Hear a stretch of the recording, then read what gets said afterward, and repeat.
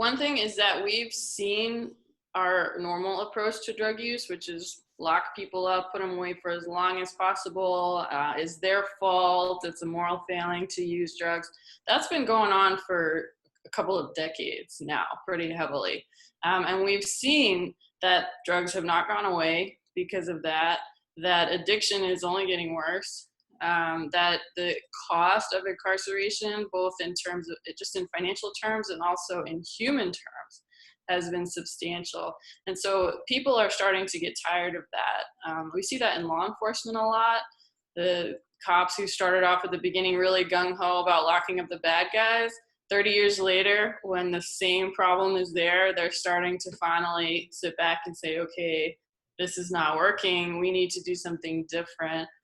So that's one reason. It's just fatigue, sort of war on drugs fatigue, and recognition that these really harsh tactics have not worked. I think another major reason is honestly because the opioid epidemic is causing this change for a couple of reasons. One, because it's so widespread and it's so deadly on a scale that we haven't seen with other forms of drugs. And also because it's affecting affluent communities, white communities, children of judges and politicians and law enforcement.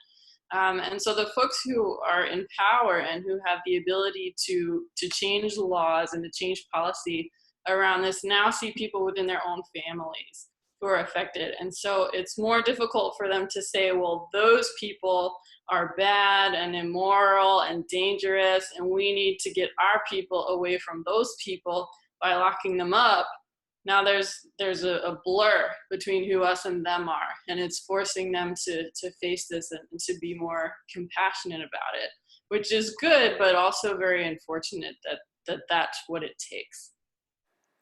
Go to KillibyCenter.com, Radical Recovery Summit, to see the full schedule of speakers and to register to watch these free online September 23rd and 24th in the Radical Recovery Summit 2017.